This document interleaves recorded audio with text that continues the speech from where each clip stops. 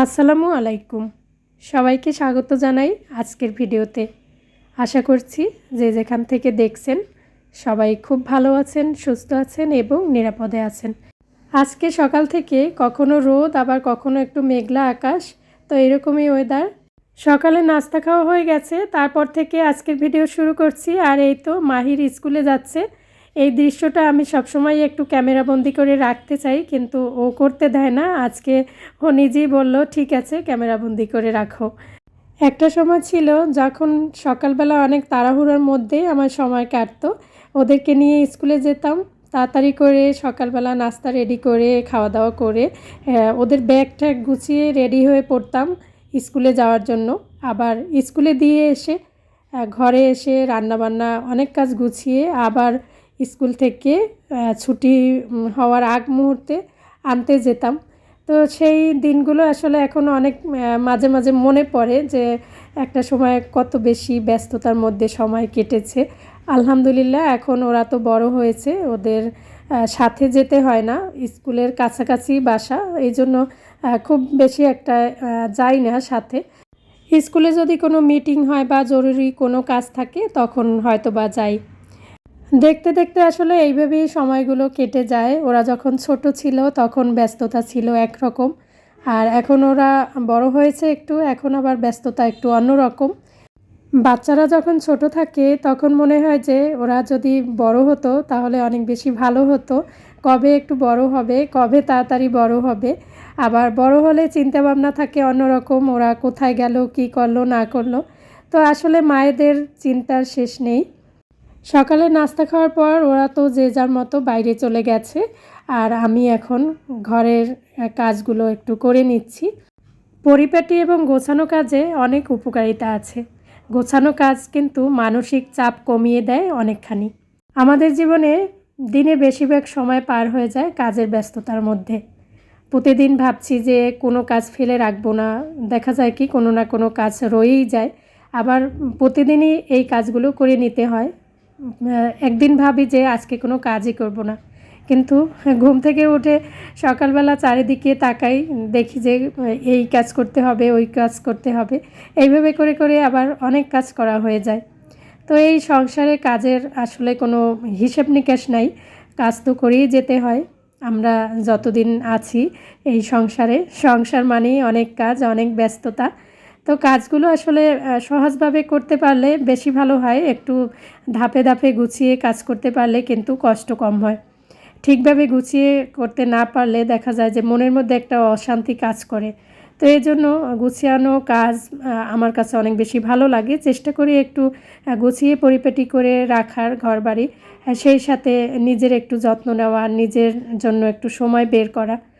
যে কাজগুলো গুরুত্ব বেশি সেগুলো তাড়াতাড়ি করে করে নেই, এতে করে কিন্তু অনেকটা ভালো হয়। যেমন যদি এলোমেলো কাপড় চোপড় থাকে সেগুলো তাড়াতাড়ি করে গুছিয়ে রেখে দেই, এতে করে ঘরটা কিন্তু একদম গোছানো থাকে। আর দেখা যায় কি বিছানাপত্র যদি সকালবেলায় এলোমেলো থাকে, চারিদিকটা তাকালেই বিরক্ত লাগে। তো তাড়াতাড়ি করে একটু বিছানাটা গুছিয়ে নেওয়ার চেষ্টা করি। ধাপে ধাপে এইভাবে যদি ঘরের কাজগুলো করে নেওয়া যায় তাহলে কিন্তু কাজগুলো অনেক বেশি সহজ হয়ে যায়, আর কাজেও কষ্ট কম হয়, আমার তো তাই মনে হয়। আর কাজ করতে যদি একটু বিরক্ত লাগে তখন মাঝে মাঝে একটু রেস্ট নেই, বসে থাকি, বা একটু পছন্দের কোনো গান শোনা, বা নিজের পছন্দের কোনো কিছু একটা করা, এইভাবে করে কাজের মনোযোগটা আবার ফিরিয়ে আনার চেষ্টা করি। কাজ করতে আসলে সবারই একটু খারাপ লাগে, খারাপ লাগলেও তারপরে ওই যে মাথার মধ্যে চিন্তা যে এই কাজগুলো গুছিয়ে নিতেই হবে। তো সেই চিন্তার থেকে দেখা যায় যে ঘরের কাজগুলো সুন্দর করে করে নেওয়া হয়েই যায়। ঘুরে ফিরে প্রতিদিন একই কাজ, একই রুটিন। এই যে বিছানা গোছানো, কাপড় চোপড় গোছানো, থালাবাটি ধোয়া, রান্না করা, তো আমাদের মেয়েদের কাজ বলতে এগুলোই। তো এই কাজের মধ্যেও একটা দেখা যায় অন্যরকম শান্তি আছে যে একই কাজ করি তারপরও কিন্তু অনেক সময় ভালোই লাগে যে না, এই কাজগুলো আমি গুছিয়ে নিতে পেরেছি, আমার সময়ের মধ্যে আমার সংসারের কাজগুলো করা হয়ে গেছে, এখন নিজের জন্য একটু সময় পেয়েছি। তো এই জন্যই একটু সময়ের মধ্যে সব কাজ করে নেওয়ারও চেষ্টা করি। আর দেখা যায় কি সকালের দিকে কিন্তু কাজের ব্যস্ততা একটু বেশি থাকে। এই যে ঘরবাড়ি পরিষ্কার করা, ঘরবাড়ি একটু গুছিয়ে নেওয়া, এই কাজগুলো সকালের দিকেই থাকে। আর সকালে নাস্তা খাওয়ার পরে যদি একটু শুয়ে বসে না কাটিয়ে এই কাজগুলো ধাপে ধাপে করে নিই, তাহলে কাজগুলো খুব তাড়াতাড়ি হয়ে যাবে। সেই সাথে নিজের জন্য একটু সময় বের করতে পারবো, আর নিজের মধ্যে কোনো চাপ অনুভব হবে না যে না এই কাজগুলো রয়ে গেছে, এই কাজগুলো করতে হবে। এই জন্য একটু গুছিয়ে কাজ করার কিন্তু সুবিধা অনেক আছে। পরিপাটি করে গুছিয়ে কাজ করতে পারলে কিন্তু মানসিকভাবে অনেকটা শান্তি পাওয়া যায়, মানসিক চাপ অনেকটাই কমে যায়। আর দেখবেন যে পছন্দের কোনো কাজ করা, গুছিয়ে কাজ করা, এগুলো কিন্তু একটা অভ্যাসের ব্যাপার। অভ্যাস হয়ে গেলে খুব বেশি একটা খারাপ লাগে না। আর আমি তো আগের দিন রাতে অনেক কাজ গুছিয়ে রাখি, আর আগের দিন রাতেই প্ল্যানিং করে রাখি যে পরের দিন কি রান্না করব বা সকালে কি নাস্তা বানাবো। এই জন্য যেটা হয় যে আমার সকালবেলা উঠে কি করব না করব এরকম কোনো থাকে না। মানে আমার কাজ ঝটপট হয়ে যায়। আর নাস্তা তৈরি করা, দুপুরের জন্য রান্না বান্না, এগুলো তো আগেই প্ল্যানিং থাকে। রাতেই জিজ্ঞেস করে রাখি। যেমন গতকাল রাতে মাহিরকে জিজ্ঞেস করেছিলাম যে সকালে কি নাস্তা খাবা, রুটি না পরোটা, বা এই সাথে মানে রান্নার কি করব, দুপুরের জন্য কি রান্না করব, ওদেরকে জিজ্ঞেস করি। তো ওরা আসলে বলে যে কালকে এটা খেলেই ভালো হবে, এভাবে রান্না করলেই ভালো হবে। তো সেই অনুযায়ী আর কি আমি আবার সকালবেলা তাড়াতাড়ি করে সেইগুলো করে থাকি। আর একা হাতে যেহেতু কাজ করতে হয়, সব কিছুই আমি একা হাতে করি, আমার কোনো হেল্পিং হ্যান্ড নেই। আমার রেগুলার ভিউয়ার্স বন্ধুরা তো সবাই জানেন। তো এই জন্য নিজের মতো করে একটু তাড়াতাড়ি করে কাজগুলো গুছিয়ে নেওয়ার চেষ্টা করি, যতটা তাড়াতাড়ি সম্ভব। আর কাজগুলো তো করলেই হয় না, সময়ের মধ্যে করতে হয়। যেমন 10টা বেজে গেছে, তার মধ্যে যদি কোনো কাজ না হয় তখন কিন্তু সারাদিনে কোনটা ছেড়ে কোনটা করব এই করতে করতে সময়টা চলে যায়, আর রান্না বান্না সব কিছুতে দেরি হয়ে যায়। তো আর একটা ব্যাপার, প্রতিদিন আমি কাপড় চোপড় অল্প করে হলেও ধুয়ে নেওয়ার চেষ্টা করি, জমিয়ে রাখি না। এতে করে ঘর কিন্তু পরিষ্কার পরিচ্ছন্ন থাকে, ঘর এলোমেলোও কম লাগে। কারণ এই যে ময়লা কাপড় চোপড় এদিক সেদিক ছড়িয়ে ছিটিয়ে রাখা হয় অনেক সময়, তো এতে করে ঘর এলোমেলো থাকে। আর যদি যখন যেটা অল্প কিছু হলেও ময়লা হয়েছে সেটা ধুয়ে ফেলি, তাহলে কিন্তু ঘরবাড়ি একদম গোছানো থাকে, পরিষ্কার পরিচ্ছন্ন থাকে। আর অনেক বেশি কাপড় চোপড় ধুতে গেলে যেটা হয় যে সময় বেশি লাগে, সেই সাথে পরিশ্রমও বেশি হয়। তো এই জন্য একা হাতে যেহেতু কাজ করি, তাই এইভাবে করে হিসেব করে কাজ করি। অল্প অল্প করে কাপড় চোপড় ধোয়া, অল্প অল্প করে এক এক দিন এক একটা রুম পরিষ্কার করা, রুমগুলো এক একটা সুন্দর করে ধাপে ধাপে গুছিয়ে নেওয়া। তো এই যে আমি কিছু কাপড় চোপড় কিন্তু ধুয়ে নিয়েছি, জমিয়ে রাখি না। এই অভ্যাসটা আমি কখনোই নিজের মধ্যে রাখি না যে অনেক কাপড় চোপড় জমা হবে তারপর ধুয়ে নেব।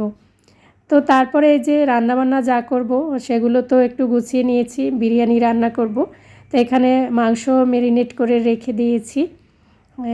মাংস হচ্ছে আদা রসুন পেস্ট, সাথে ধনিয়া জিরার গুঁড়া, আর হলো বিরিয়ানি মশলা, লবণ, তেল, এই সব কিছু মিক্স করে কিছু সময় একটু ম্যারিনেট করে রেখে দিয়েছি।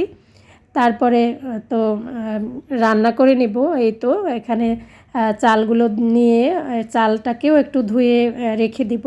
বিরিয়ানি রান্না করাটা আমার কাছে অনেক বেশি সহজ লাগে, কারণ দেখা যায় কয়েকদিন পরপরই বাসায় বিরিয়ানি রান্না করতে হয়। আমার ছেলেমেয়ের খুব বেশি পছন্দ হচ্ছে বিরিয়ানি, এই জন্য এই রান্নাটাই বেশি করা হয়। আমার বেশিরভাগ ভিডিওতেই বিরিয়ানি রান্নাটা শেয়ার করা হয়ে থাকে। আর আজকে হচ্ছে একটু মেঘলা মেঘলা আকাশ, আর ঠান্ডাও পড়েছে। ঠান্ডা বলতে খুব বেশি যে গরম সেটা না, মোটামুটি একটু ওয়েদারটা ঠান্ডা। তো এই জন্য ভাবলাম যে তাহলে একটু বিরিয়ানি রান্না করি। তো এখানে তো চালগুলো ধুয়ে একটু সময় রেখে দেব, আর মাংসটা রান্না করে নেব। বিরিয়ানি তো এক এক সময় এক এক রকম করে রান্না করি। বিরিয়ানি রান্নার বিভিন্ন সিস্টেম আছে। তো যখন যেটা সহজ মনে হয় সেইভাবে করি, রান্না করার চেষ্টা করি। তো বন্ধুরা, ধৈর্য ধরে যারা আমার ভিডিওর সাথে আছেন এতক্ষণ, তাদেরকে জানাই অসংখ্য ধন্যবাদ, অনেক অনেক দোয়া, অনেক অনেক ভালোবাসা। যারা কিনা সব সময় আমাকে লাইক কমেন্ট করে নতুন একটি ভিডিও বানাতে উৎসাহিত করেন, তাদের প্রতি আমি অনেক বেশি কৃতজ্ঞ। সত্যি কথা বলতে আপনাদের কমেন্টের অপেক্ষায় থাকি, আপনাদের কমেন্ট পেলে অনেক বেশি খুশি হয়ে যাই। যারা সবসময় আমাকে এভাবে ভালোবেসে যাচ্ছেন, তাদের প্রতি আমার মন থেকে অনেক অনেক দোয়া, অনেক অনেক ভালোবাসা।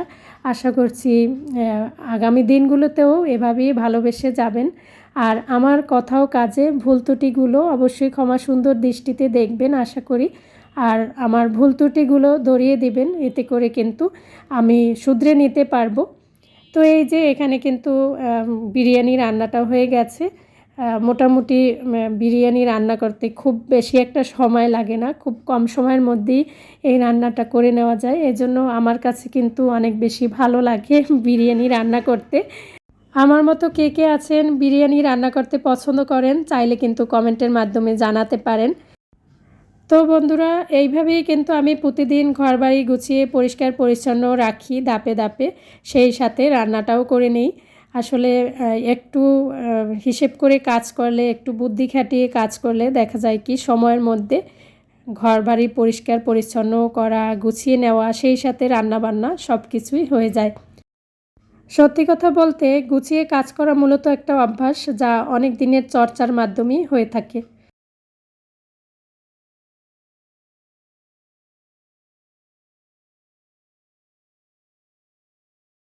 তো বন্ধুরা, যদি ভিডিও একটু ভালো লেগে যায় তাহলে কিন্তু একটি লাইক দিয়ে দিবেন, কারণ আপনাদের একটি লাইক আমার কাছে অনেক বেশি মূল্যবান।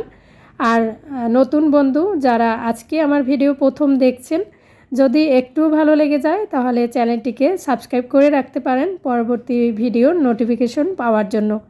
আর যারা অলরেডি আমার চ্যানেলটিকে সাবস্ক্রাইব করে রেখেছেন, সবসময় আমাকে সাপোর্ট করছেন, তাদের প্রতি আমি অনেক অনেক কৃতজ্ঞ। মন থেকে সবার জন্য অনেক অনেক দোয়া, অনেক অনেক ভালোবাসা।